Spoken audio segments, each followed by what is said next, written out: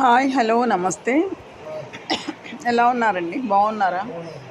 నేను కూడా చాలా చాలా బాగున్నానండి. మీరందరూ కూడా చాలా చాలా బాగుండాలని, ఆయురారోగ్యాలతో సుఖంగా సంతోషంగా ఎప్పుడూ నవ్వుతూ ఉండాలని నేను ఆ భగవంతుని ప్రార్థిస్తున్నాను. ఈరోజు నేను అన్నదాన కార్యక్రమం, ఇది రెడ్ క్రాస్ అండి. రెడ్ క్రాస్లో ఈరోజు కూడా అన్నదాన కార్యక్రమాన్ని దాతల సహాయంతో నిర్వహించాను.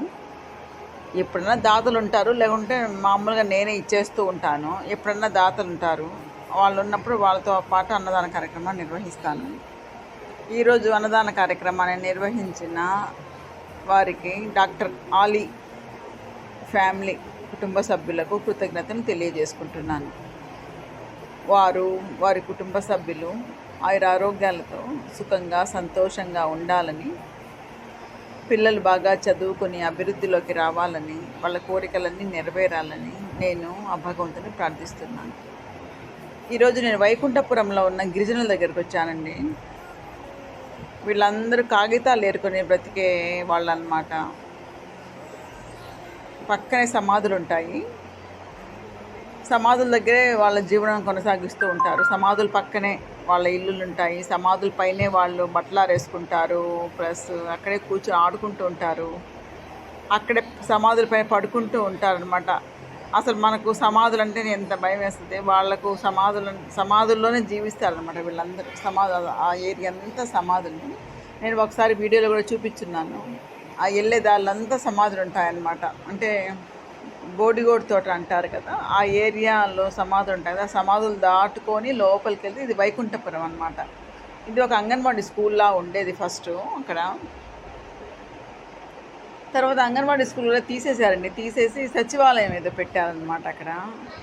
సరే, భలే ఎండగా ఉంది ఈరోజు అని చెప్పేసి నేను ఏం చేశానంటే, అక్కడ కొంచెం నీడగా ఉంటుంది అనమాట. అంటే అది స్కూల్కు స్లాబ్ ఉంటుంది కదా, స్లాబ్ అక్కడ నీడగా ఉంటుంది అని చెప్పి అలా నిలబెట్టాను. అందరిని నిలబెట్టాను. ఎందుకంటే వాళ్ళు చెప్పులు కూడా వేసుకొని రారు కదా. చూడండి, ఒక్కరికైనా చెప్పులు ఉన్నాయేమో. చెప్పులు కూడా వేసుకొని రారు పాపం. కొంచెం నీడల్లో నిలబడుకుంటారులే అని నేను ఇక్కడ ఆ ఏరియాలో పెట్టుకున్నాను. చూడండి, ఇదంతా ఏరియా అన్నమాట.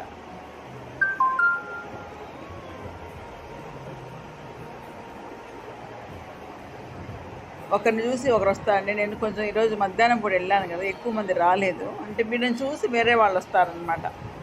అంటే ముందు చెప్పంపించడానికి నాకు ఆ ఏరియాలో ఎవ్వరు లేరండి. స్కూల్ ఉండింది ఒకటి, అంగన్వాడీ స్కూల్లో. ఆ స్కూల్ తీసేసి వేరే ఏరియాలో పెట్టేశారనమాట.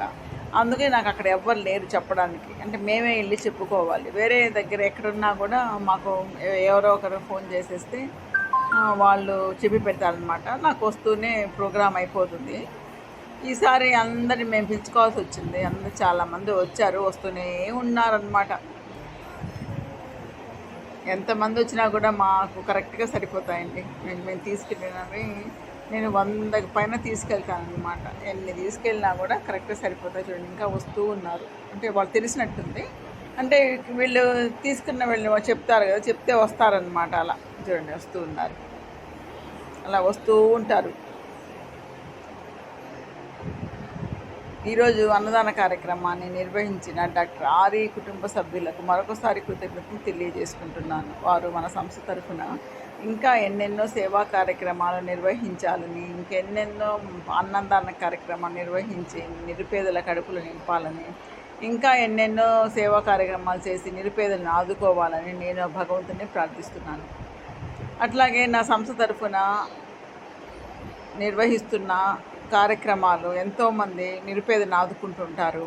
అన్నదానాలని, హెల్త్ ప్రాబ్లమ్స్ అని అందరిని ఆదుకుంటూ ఉంటారు కదా. వాళ్ళందరికీ పేరు పేరున కృతజ్ఞతలు తెలియజేసుకుంటున్నాను. చూడండి, ఆ బుడ్డదానికి కూడా కావాలంట. ఫోటో చూడండి, ఎలా నిలబడిందో. ఫోటో తీయాలంట. అలాగే నా వీడియోలు చూస్తూనే నన్ను ఆదరిస్తున్న వారికి కూడా కృతజ్ఞత తెలియజేసుకుంటున్నాను. మళ్ళీ మాకు మంచి వీడియోస్ మళ్ళీ అంతవరకు నమస్తే.